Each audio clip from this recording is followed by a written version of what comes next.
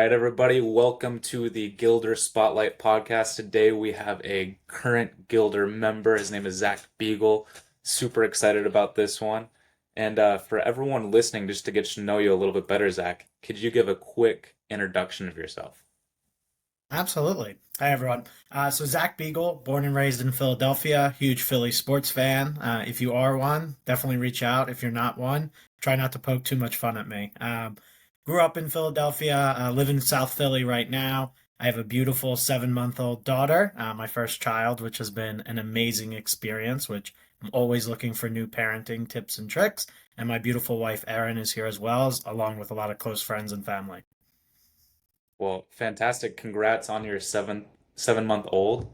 That's super exciting. Super exciting times kind of getting into dad mode. And actually kind of a first question, I recently noticed that you had a career shift and you were the CEO at Strive. Was having a little one did that kind of make you have a career shift and focus more on family and entrepreneurship, or what initially got you into that career shift? Yeah, absolutely. So let me actually go what got me into Strive. So Deloitte Sure. was where I worked before, focused in large scale digital transformations, management consulting. For me, it's all about people, process, technology. How do you bring those core elements together in any product, service offering to really maximize the impact and make the world a better place? When I went to Kellogg Northwestern, I met a lot of different entrepreneurs and really got the entrepreneurial spirit while I was there. Very quickly decided, hey, I didn't want to go down the partner route at Deloitte. I wanted to go into a very small startup, and that's where I joined Strive. I joined Strive. They were about 1 million annual recurring revenue, about 8 employees, and was a very simple benefits management platform. I kind of had the vision and helped build the team and execute to 5x that revenue by transforming it into full scale employee experience, employee communication, recognition, talent, learning, performance management.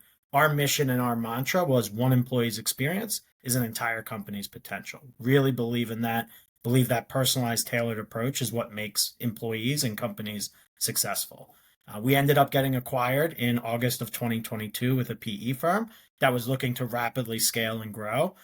Having a daughter, and in that time in my life, I realized the greatest joy I get from work is working with really early stage companies, helping them with go to market fit, helping them build an executive and strategic advisory team, and then ultimately helping them get fundraising to be successful. So, nothing, all the great things to say about Strive. Just wanted to get back into earlier stages and felt like I gave everything I could to Strive and excited to see their future.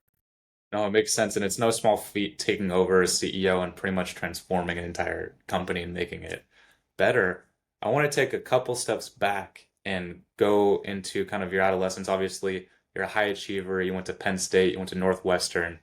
What were you like back in your adolescence when you're growing up? Were you involved in many, business clubs? Were you involved in sports? What was Zach Beagle like when he was, a 15-year-old kid looking at his future? Well, my parents would say I was a pain in the ass, and not much has changed. But growing up, really big into sports, loved competition, but really loved collaboration and team camaraderie. I think that was one thing that always came through. And the other thing is, I never saw a problem as unsolvable. I think that's really what's guided me in business as well, is if you have the right team, the right approach, the right strategy, and the perseverance, you can really achieve anything. So I did football, basketball, track. I was a much better runner back in the day when I was about 90 pounds in middle school, but really enjoyed all of those different things. Always had a job. My dad and mom both did not go to college originally and were just hustlers, had their own businesses, food distribution. I was a bar back and a busser at 12 years old at a local restaurant. So always worked, tried to start several of my own businesses, whether it was local marketing and advertising with flyers for different companies that my dad worked with. Did my own like coaching side hustle for younger kids. So always had that entrepreneurial spirit, but really just focused on friends, family. School always came very easily to me, thankfully. I was always very good at math, so always enjoyed numbers and all of those things. But really, I would think the things that have continued through from my adolescence is that collaboration and that ability to see that no problem is unsolvable. And so, did you learn about kind of teamwork and collaboration from sports, or did that come from your parents just kind of hustling and working so hard? Because it's kind of, you have a very interesting background because you're in, higher edu yeah, I mean, you went through a lot of higher education. Both your parents didn't go through that. It's kind of the opposite of me. Literally, my dad has a master's, my mom has a PhD. I just have an undergrad, so I'm like the least educated one in my family. So it's kind of the opposite with you. What instilled that kind of leadership collaboration in you? Yeah, I think I got elements from a lot of different sources. I think my parents were definitely a great one of, nothing's unsolvable. And not that education, the lack of education held them back, but they saw that more education would have provided more opportunities for them, more connections and all of that. So they always instilled in me very young that, you can always improve yourself, you can always get better. And that always really helped me as well. But I just loved sports. So growing up, I always saw like, I grew up and, Michael Jordan was at the tail end of his career and seeing the great championships, Shaq and Kobe, seeing those dynasties. Unfortunately, seeing, Tom Brady and the Patriots dynasty. And what I always noticed and always really enjoyed about all of that is the great ones never stop trying to get better. They are never satisfied. They are never happy and look at themselves and say, hey, this is a nice finished product. And because of that, I feel like as a entrepreneur and somebody that wants to help the next generation of startups, I can't settle either. And I don't want anyone that I'm working with to settle. And so there's lots of influences and opportunities and people that I've worked with that continuously show you can reinvent yourself very quickly and continuously improve. And I think that's something I learned from an early age, as well as, the amazing role models that some of these amazing sports dynasties have shown us. Just speaking of Philly athletes, was Allen Iverson also kind of a role model for you? Ah, in a sense, Philly's a very hard community. His heart and his effort will never not be loved. But he didn't always embody everything that a champion would in the sense of, are we talking about practice? Um, practice is important. That is something that, a lot of the Philly fan base believes. You give it 110% and everything. Um, and AI always brought it on the floor. AI was an amazing competitor, played hurt. But that wasn't his necessary cup of tea. So AI was a great guy, amazing talent. But I would say even he would say didn't ever fully reach his full potential because of the team and never got that championship. And I think all of us would go back and make changes if we could. And he was an amazing player, but not my number one role model. Right. Who would you say your number one role model was growing up? Whether it was a mentor, a coach, an athlete? Yeah, I would say I always loved and growing up always loved Brian Dawkins. Brian Dawkins was my guy. Um, the passion. And that was something that I think really early on I noticed that I would just get excited about things and I would bring passion and energy to anything I do. I can't do it. I can't half-ass it. Like you'll know if I'm into something or I'm not into it very quickly. I've been told I don't have a great poker face, which I don't. Uh, but that passion and that love for what you're doing and who you're working with and how you're getting it done, I think Brian Dawkins was one of the great emotional leaders and great passion drivers of in NFL history. And so I always really resonated with that. And really, that really drove me. Some of the role models in my life, a lot of teachers. I really liked the mentorship aspect. I had one of my favorite teachers of all time, Mr. Knight, from fourth grade of Pearl S. Buck, and Hank Oppenheimer from high school, and just the mentorship aspect and the giving back process of how do you help someone. I've helped probably 15 to 20 Deloitte consultants and analysts go to Northwestern and get their program and done. How do you give back? How do you constantly mentor, support, guide people? I'm very close with people that were in my initial cohort at Deloitte. And I think that give back mentality, that mentorship approach, and I never turn down a LinkedIn request or message. I always try and give back. I always try and connect and help people because that's how I'd want people that are more senior or in a position that I'm looking to get into to help me. And I think that's something I really took away from the different educations as well as the different teachers and role models that I saw growing up. I love that, and I love that aspect of giving back, and even if it's not necessarily for anything in return, you know that you're ultimately helping someone out. But to go back on passion, um, what kind of what makes you passionate about a certain thing? Because I know there's so many people out there that are having challenges just finding some sort of passion. They get lethargic and they can't really focus on, certain things. And so, what makes you passionate about something, or what drives that fuel to be passionate about something? Yeah, absolutely. I think a couple of the biggest lessons learned that I've had is if you're not passionate about something and you're procrastinating about it, there's a reason. I'm reading a book called Who Not How by Dan Sullivan, and really enjoying it. And one of the great tidbits that I've gotten from it is patient or procrastination is actually wisdom. It's your internal self telling you this isn't something that you are passionate about, going to enjoy, and something that is the best use of your time. So if there are things that you are procrastinating, find the who, not the how, of how to get somebody to get that done for you. And if you see that throughout your entire career and your entire job opportunity, you're not in the right space. So it's that willingness and openness and vulnerability to be able to go and talk and try different things until you find something where you don't want to procrastinate. You're excited. You're in that flow mindset. You want to go and do it and you feel really great about it. And for me, what I've found for me as, and it's going to be different by every single person, but for me personally, what does that is really the people process technology side. How do I get in depth? How do I give advice and guidance to make a service, a offering, a product the absolute best it can be? That ideation, brainstorming, collaboration portion, kind of where I first got with Strive of where do we take this? That's the absolute best. We landed on employee experience, and then we just were so passionate about the vision and the mission that it drove us to really great feats and really great success overall. And I think you got to constantly experiment. And what's working for you right now might not be working for you in 6 months. So if you're feeling that lethargic nature and that procrastination, it's not you're lazy, it's not you're not talented, it's not that you're not great at what you do.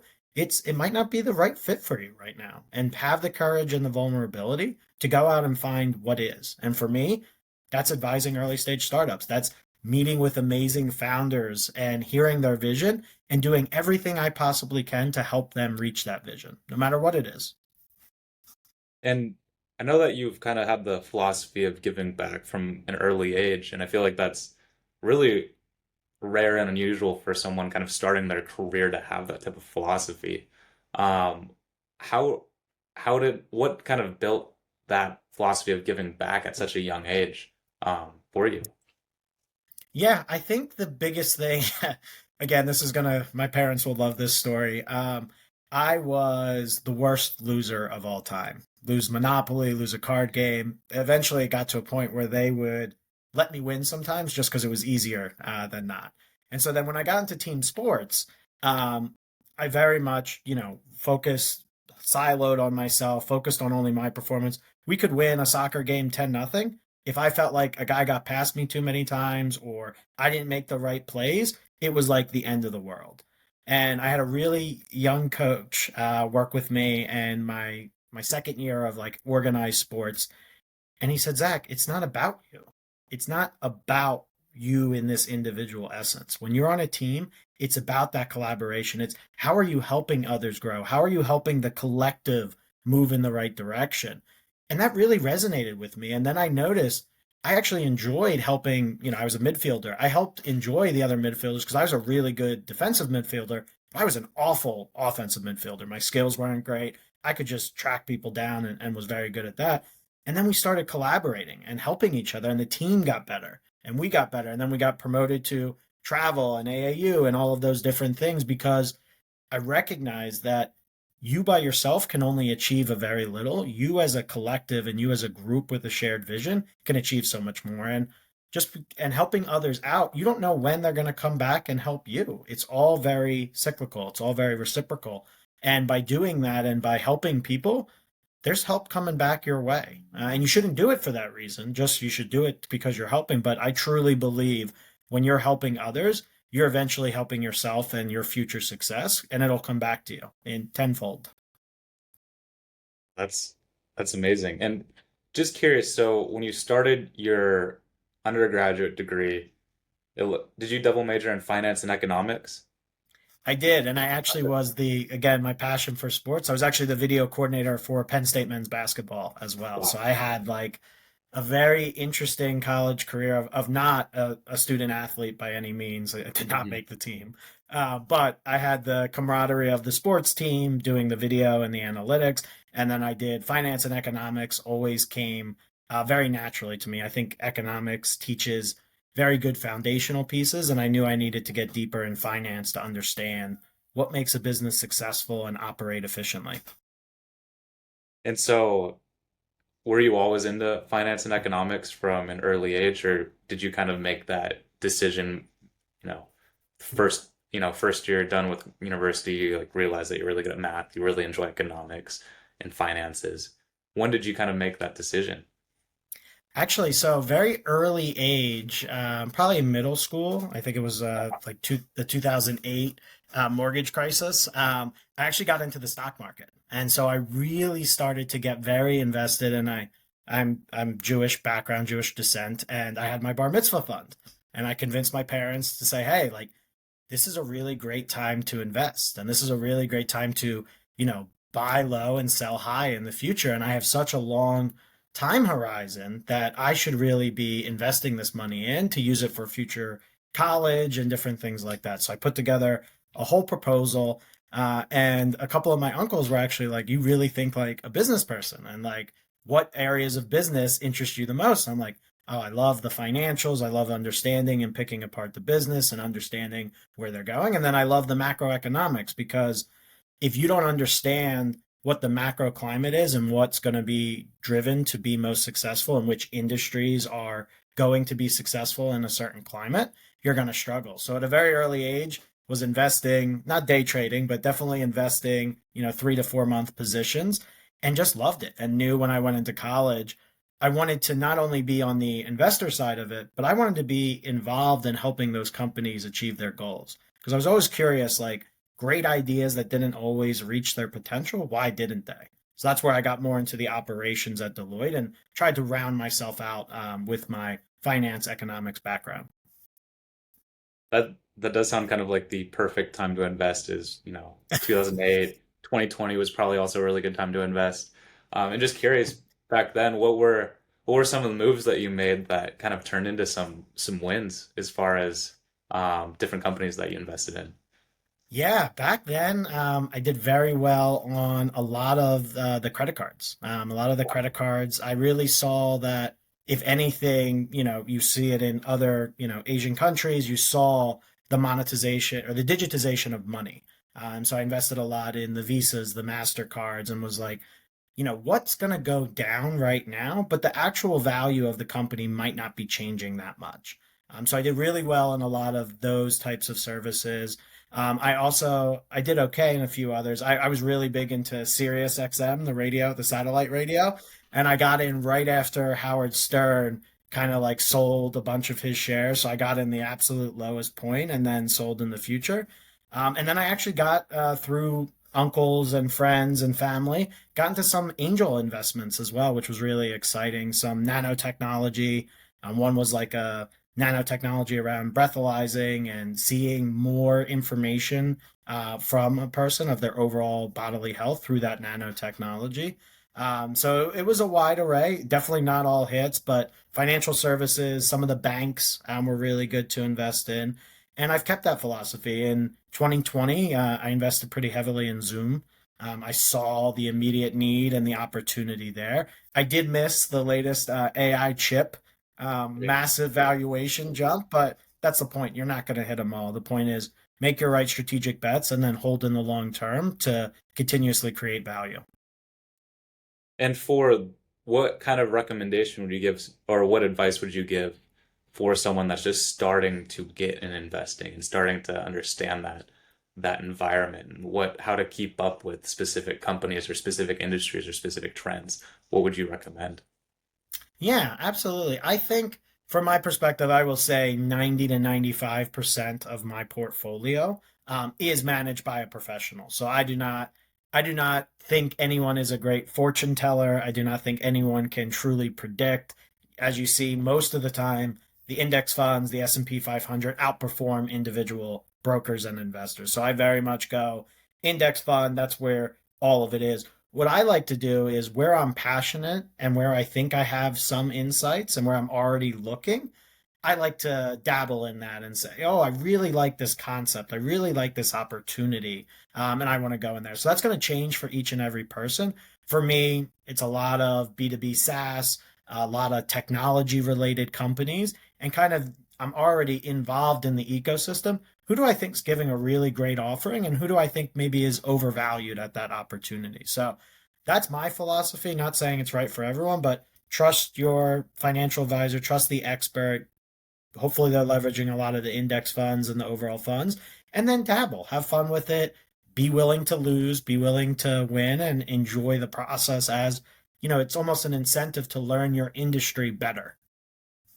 And kind of, having a background in economics, and I guess you're at that age right when, Bitcoin and crypto and kind of decentralized finance started to come out, and I'm sure you're at an age where you can invest where, Bitcoin was a couple pennies.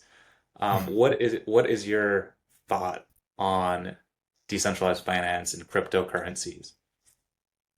Yeah, I don't actually have a super strong opinion there. I have several Northwestern and Kellogg alum who are very deep into the mining process, the monetization process of it. I'm very interested to see where it goes. But I am definitely not an expert in that space and don't have a strong opinion. I have not personally invested in any of that. I've seen the ups and the downs. That's not a specific area for me, but the best advice I always get there is if it is an area of interest, find people that are passionate about it and go and get their advice. And that's what I do with my network and my alumni is, hey, you guys do this every day. What are your thoughts? Where should we be investing in? Should we be investing in yet? And what's the future of that industry look like? Got it. And I see, just looking at kind of your background. So after undergrad, it looks like your first opportunity was at Pfizer. What led up to that opportunity? Again, it's all about who you know and the connection. I actually, that was my senior year. So it was my junior summer into my senior year. And I actually got a full time internship and actually got to do it remote. So my first remote working experience was 2014 with Pfizer. I had my uncle was there. He was working in procurement, and he had a great connection with one of the IT directors who needed a financial controller, which I always love to do, and a project manager for some of their specific finance overhauls and technology overhauls. Her name was Mary Pat Sadler. I'm still close with her. I grabbed lunch with her like 3 weeks ago. Best intern boss of my career. She was amazing, and she really taught me the value of networking. And everybody's like, oh, well, you're at a giant company. What's the point of networking? Like, you can just grow your career in there. She was known as the person who, hey, I need an answer a question on this process or this policy, or I need somebody who can help me within Pfizer to do this. She was the go to person. She knew every single person. She very much believed in the reciprocity process of giving back to others and receiving it in the future. And she did an amazing job of cultivating a relationship and really building up people. I actually was, very nervous. This is my first full business opportunity coming in. And she just guided me, saw the opportunity to help grow me, and was continues to be one of my biggest advocates. So Pfizer was a great experience. I actually came back and had them as a client while I was at Deloitte, a lot of the big pharma in the Northeast area. And it's great. I think what the pharmaceuticals are doing and trying to do is an amazing venture. And it's been tough couple years in that industry for sure. But I think there's a lot of great minds and a great people in that industry that'll pull it through. Definitely. And so what led you from the kind of transition from Pfizer into Deloitte? Yeah, so I loved the people at Pfizer. I loved the opportunity there, but I also knew I was so green. I only knew that one organization. I only knew like working for Penn State basketball for 4 years and side jobs. I wanted to take on a career and start my career in a place where I knew I was going to be getting different experiences, different cultures, different opportunities, and that the growth trajectory was going to be extremely high from a learning capability. And I just did my research and came up with management consulting. I just don't, I think for anyone joining the workforce that's not 100% sure on kind of what career they ultimately want to do, there are a few better options to start there. You get different project managers, you get to feel and work with different clients and organizations. You get the opportunity to test new skill sets. It's literally like a skills lab times 1,000 for you. And so that opportunity to do that for several years, meet amazing people, and really understand and start to define who I'm going to be as a business individual and as a partner for future organizations, I saw no better opportunity than that because I crammed probably 15 years worth of experience in the 7 years I was there because I'm dealing with multiple clients. I'm working with them. I'm solving multiple problems from different angles and handling all of that. And it's just a great starting career for, I think, anyone interested in business. And I always recommend that. And I always recommend working with and establishing that mentorship process, which was very strong at Deloitte. And so that's where a lot of my early lessons learned came from. And just curious, you have a really good speaking ability, you have a certain brevity, you're really good at storytelling. Were you in speech and debate or any type like mock trial or any type of thing when you're younger to help hone your public speaking ability, or how are you so good at speaking so clearly? I think it was pretty natural. They would always say I could debate anything, and I would debate it till the end. Again, another my poor parents, and probably my poor myself in 5 to 10 years when my daughter's old enough to give it back. But no, I just always loved talking and I always loved discussing and collaborating, and just so it was a natural part of me of how I learned. And to this day it's still how I learn, is asking questions, trying to understand other perspectives. And by doing that, you start to tailor and understand what's effective communication versus what's not effective. And you just kind of pull different tricks in. And I'm learning every day how to be a better and better communicator. And I've just been doing that for a really long time. Wasn't on the debate team, didn't do any of that, but very much enjoyed the discovery process, understanding others' perspectives, and then trying to articulate and explain something is how I learn. Because if somebody explains something to me, I have to explain it back to them to be like, oh, that's really clicked in. And until I can explain it back effectively and efficiently, I know I don't fully understand it. And I do that with my tech teams that I work with because they are much deeper on technical knowledge than I am. And it's just something I've always learned. And I think it's actually helped in kind of sales and go to market and marketing and interviewing as well, is really listening. You have two ears and one mouth for a reason. Listen, understand, and articulate back your understanding of it to ensure you didn't miss anything. That's kind of my approach and methodology. Yeah, because, being a consultant at Deloitte, you're probably working with a lot of high-tech clients, so talking about a lot of complex things. So, what would you recommend to those kind of just starting their career, maybe in tech sales or consulting?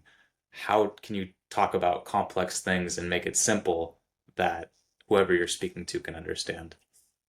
Absolutely. I think you have to find relatable terminology, is the way I like to call it. So Deloitte and all consulting firms are very bad with acronyms. And I would have, people on my team spew 50 acronyms in a 1 minute spiel. And I'd be like, nobody knows what you're talking about. Like, they don't care what the acronym is, they don't care what the technical term is. Explain it to them as if you're explaining it to a young child. What are you trying to explain? What are you trying to convey? And if they want the technical and they want that background on it, go in there after it's explained. So I always try and explain things and relate it to things that everybody knows. Like, this is the DoorDash of this industry, or this is Uber of this. And I really try and relate different things of, hey, what do people have common knowledge of, can like immediately picture and visualize in their head? How can I explain it in a way and connect what I'm trying to explain to that and give them very concrete and clear examples? And I think people get afraid to do that and they're afraid to be vulnerable in that sense.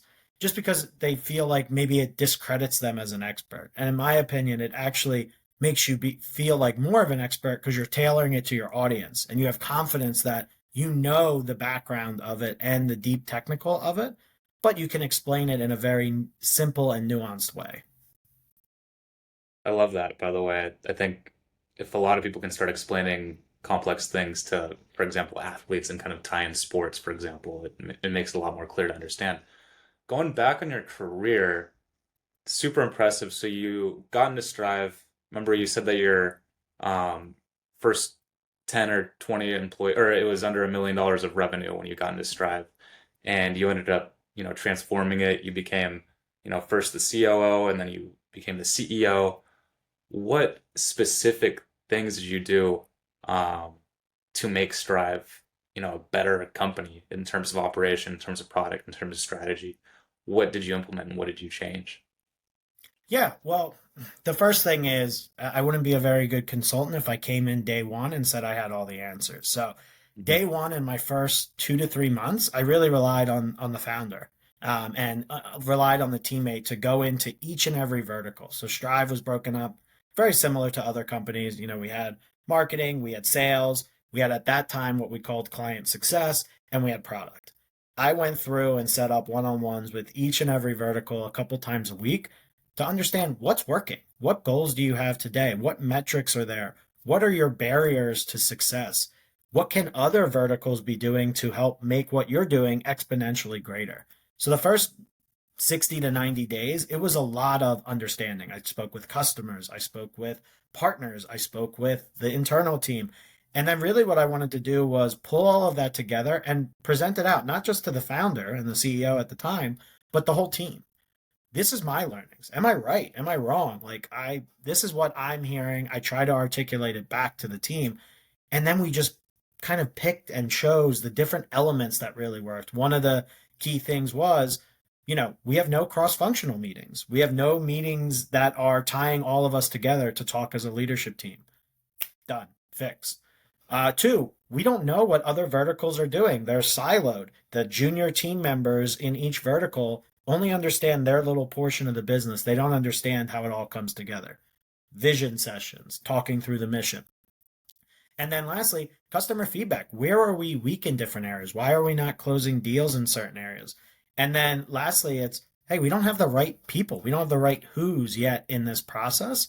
Who do we get on? And it was a lot of getting and convincing and getting people who are aligned to the vision and mission we were trying to achieve to join. We hired a new CRO. We hired a new chief product officer. We hired a new changed from client success to client experience. And we hired other financial advisors as well. And we really built a team that believed in the vision, believed in the mission, and scaled. And we moved from that very early stage startup to more of a refined operating model, KPIs, and overall operating system. And then we just let it continuously ride on the flywheel to continuously improve. And I'm hoping they're still doing that to this day, at least from what I know of. How do we get better? How do we redefine the employee experience marketplace? So again, I know there was a lot of pressure coming in of like, hey, I'm coming in. I'm this VP of strategy and operations. I've never been a VP before. I was a manager at Deloitte. I should come in and have all the answers. Really hold back on that. Try and learn and understand the situation. And to be honest, even if I knew all those were the correct answers, I would have still done it the same way because that's how you get the buy in from everyone. If you don't have the organization bought in and they're just like, oh, this guy doesn't know us from Adam, but he's going to come in with all this advice, it's not valuable. You need to hear their perspectives, which will enrich your ideas, but also too you'll get that buy-in. So really just started there, but you have to start with the team, the people, and understand the current state to make any improvement on the future state. There's a lot to unpack from that, but specifically what stuck out are two things. How did you deal with that pressure? Because that's a lot of pressure coming in from a manager position to a VP to a C-suite position. And then another question is just how did you structure meetings productively? I think that's like something that a lot of companies, I think there's a lot of meetings that are a waste of time, and there's a lot of meetings that can be a lot more productive. So, I guess, yeah, just first, how did you structure those meetings productively?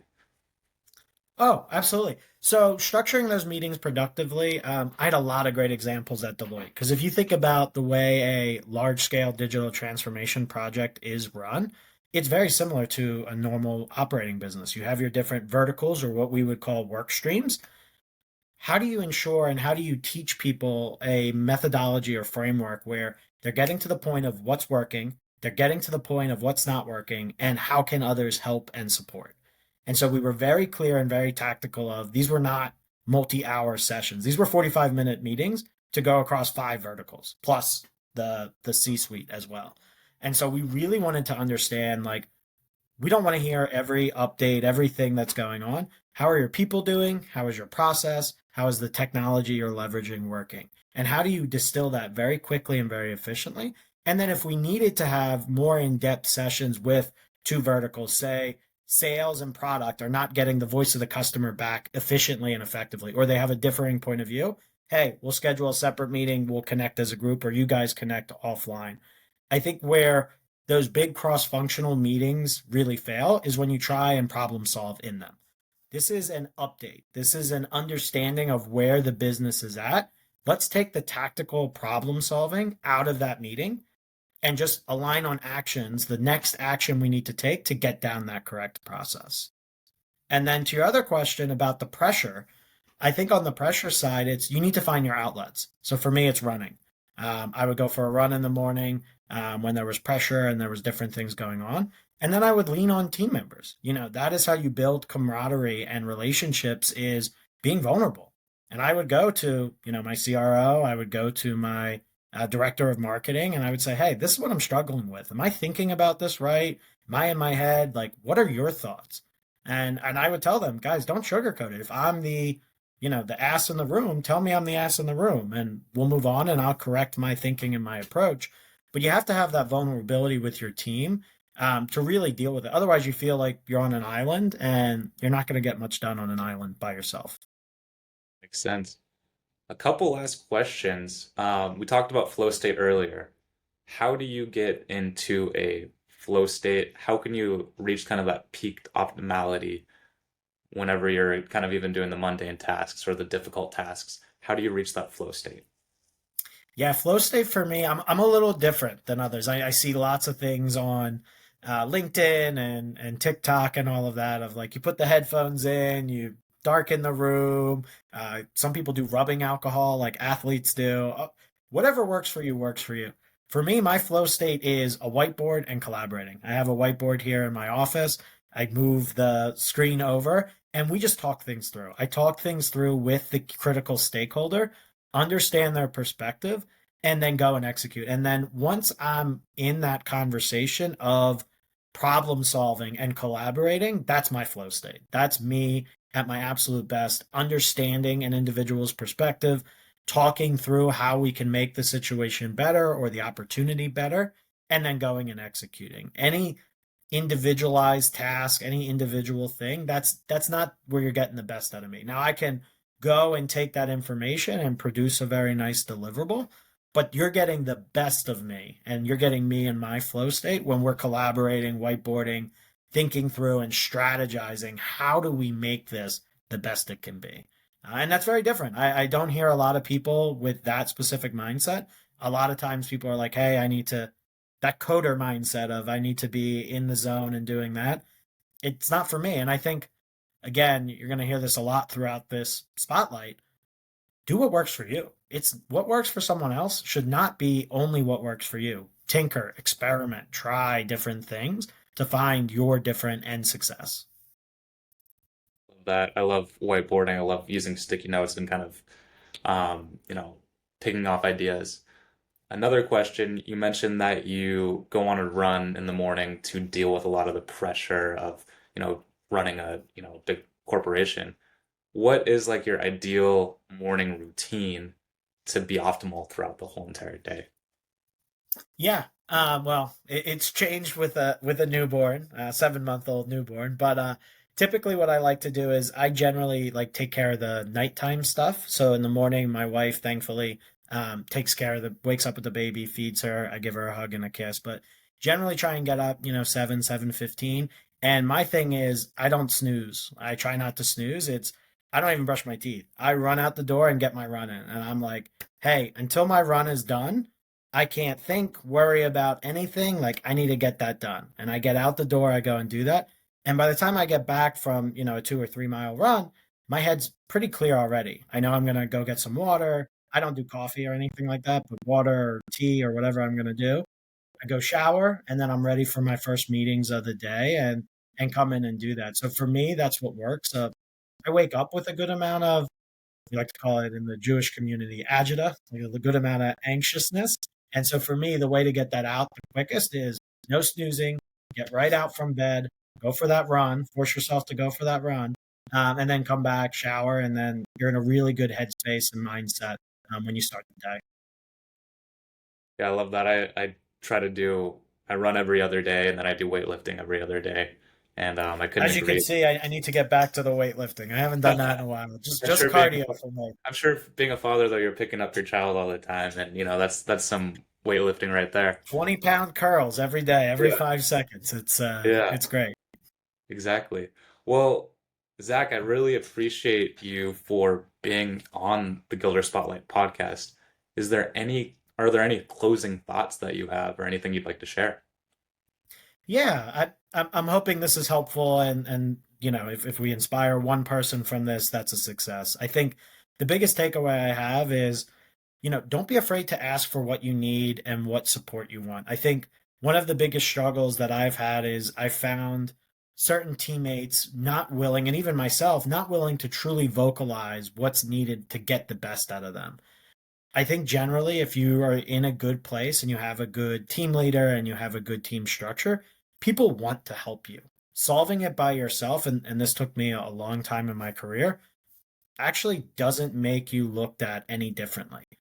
People want results, people want you to be successful. And if you do that with the support of others and bring them along with you, it only exponentially grows that opportunity. So I think another thing from Who Not How, so you're hearing a lot from the current book I'm reading.